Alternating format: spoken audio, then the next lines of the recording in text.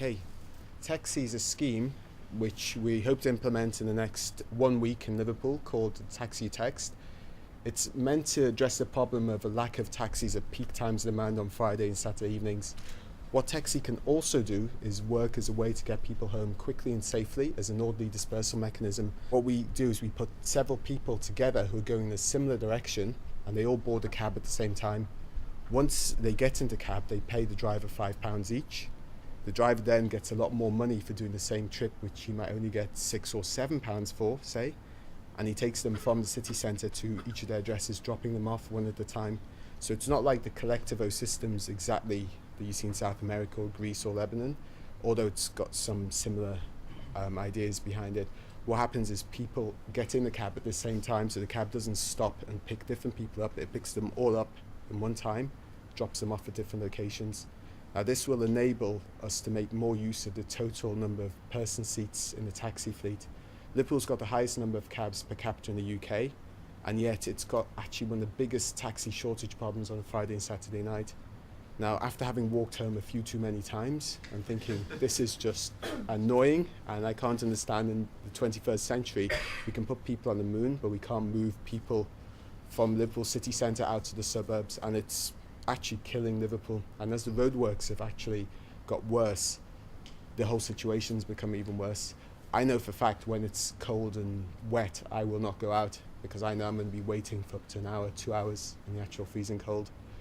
Another key aspect of this is it's an ecological factor. People can actually do more for the environment by sharing vehicles. The whole point about using one car per person, it's very inefficient. It promotes more road wear, it uses more fuel, it burns more carbon and creates more carbon dioxide and other emissions. If people are sharing, we can reduce the amount of traffic on the roads while carrying the same amount of people by as much as 60 or 70%. So it's a very simple scheme, which is what we call a demand responsive transit brokerage, to address quite an annoying problem. Later on, as people get more used to the idea, we can do it for reverse commute, like people get picked up from a similar area and taken to one point. So that could take care of out-of-town retail centres which are hard to get to or which have lots of parking difficulty. So that's Texxi, the Taxi Text. The scheme actually takes group bookings right now. What you can do is you can create a Texxi group if you want a choice of who you will share a cab with. You might not want to be in a cab with a certain type of person. If you're a young woman travelling by yourself, you might only want to be with other young women. So you can create a Texxi group which gives you some control over who you'll be in a cab with. There's also a record of what cab you got into, who you were in the cab with, when you were picked up and where, and when you were dropped off and where. So people can enforce details of safety, and you can also have a best friend text, or your partner or your parents. So if you want somebody to know that you have got home safely, as soon as you debus from the actual vehicle, a text is sent to the person who you put as your designated person to be notified. So hopefully this whole scheme will make travelling home a lot safer. The police have expressed quite a bit of interest in getting this done simply because with 24-hour drinking coming up, there aren't too many 24-hour transport options, and it takes a long time to build more public infrastructure. We think this scheme can be applicable in a variety of areas across the UK, mostly northern cities where there's a dense city centre and there's a large urban sprawl around there. So you have a lot of people coming in at a similar time to one area and then trying to leave that area within a 2 or 3 hour period. Can I ask, is this system working in operation yet? The tech scheme has been working for over 3 or 4 months. In fact, it's actually been working for about a year. You can text in, you can interact with the system, you can ask for information, you can see how much it costs normally to go from one place to another. We will start fulfilling trips as soon as the large demand-side marketing campaign goes. The radio advert will be out on Juice FM tomorrow, and we also have another advert which is called GIMP, which is about a chap who's been abducted and he's in a basement somewhere. And obviously with the orange ball in his mouth, he can't talk, but he can at least text for a cab to get him out of a sticky situation. There's one on our website right now with a skydiver whose chute doesn't open, but he manages to text for a cab and he's saved that way. Although obviously that's a bit tongue-in-cheek. Don't go skydiving and thinking you can text for the cab, you'll die. Especially over the Christmas period, we've been promoting this to a lot of office groups. We wanted to specifically push the whole Texxi groups idea. So when people go to office parties, if they just kind of talk to each other beforehand and say, I live in St. Helens, I live in put Sunlight, I live in Preston, whatever else, then what we can do is we can kind of pre-work out a departure for people so they can share taxis going back the same direction, so they definitely get back. Because right now at this time of year, it's very hard to get transport. Have you brokered deals with local taxi firms? How are you going to fulfil this? We got 60 drivers signed up about 3 or 4 months ago, just for the basic trial. They can carry. Private hire companies, are they black taxis? They're black cabs operating in the private hire mode. Right. Although I see this as a marketing dream, I do see it as, I can see how you're selling it. I would have thought logistically and the sort of practical difficulties is where I could see it falling down. I mean, people go out having a good time. Are they all going to turn up 3, 4, whatever? So have you got a model of it working somewhere? No, this will be the model of it working, but we did significant market research beforehand, and when we approach people, especially about 2 or 3 a.m. when they're really freezing and cold, people will do most anything for a taxi. So they're very suggestible then. So what we did try and do was get banner holders to go there. We tried this one weekend and we noticed that people started to text in almost immediately. We've had some difficulties getting more people to work at that time of night, but we've got that for next week, hopefully. So you're just then, they're not pre-booking beforehand, they're just, it's like you're just sorting out the queue of people to check who's going in the same direction. They are pre-booking. We had a barrister look at this, and Liverpool City Council. And that's where I see the difficulty, pre-booking.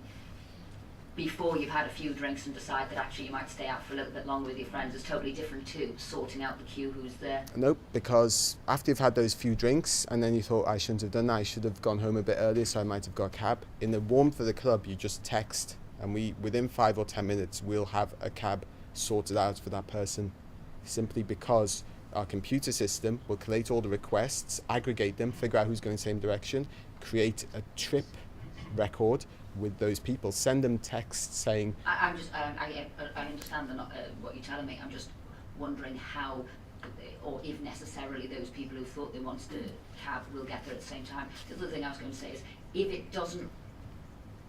if all 3 or 4 or whatever don't arrive, and there's only one, do they still get the journey at £5 rather than the proper price, which would be £9? Yep. How have the taxis felt about that? They'll still get the journey. The people who don't turn up, it's like EasyJet. You pay for your flight. If you don't turn up, EasyJet don't care. They've got your money. They'll fly the plane away. So they pay in advance, and as soon as they text, are they paying for the taxi then? Nope.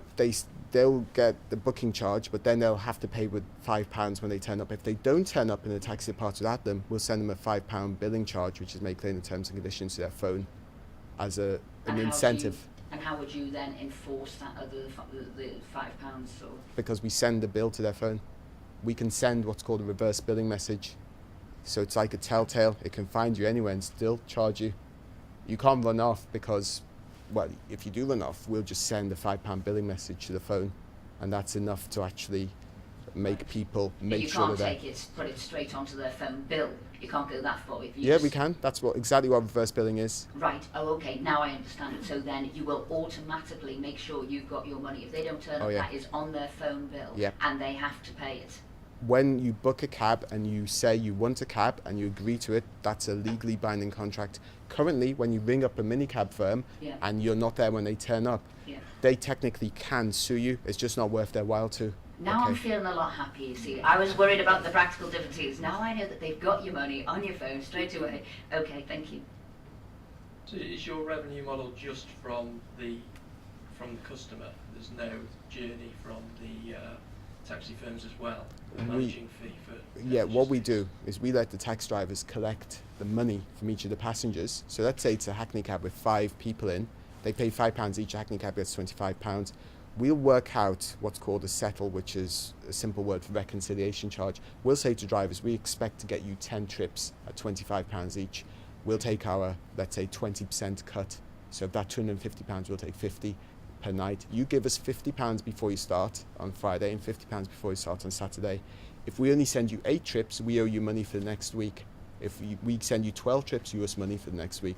That's a reconciliation charge. In addition to this, we've got SMS revenues, which actually, if we take a 14% reconciliation charge, SMS revenues actually are higher than the actual seat revenue.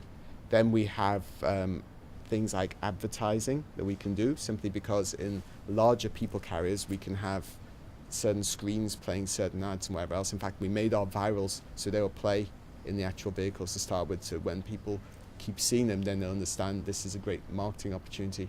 So we've got at least 3 revenue streams there. I guess the obvious final question is, what would you do with the What's money your if you won? We'd roll it out in another, I think our target's 100 cities in the next sort of 5 years.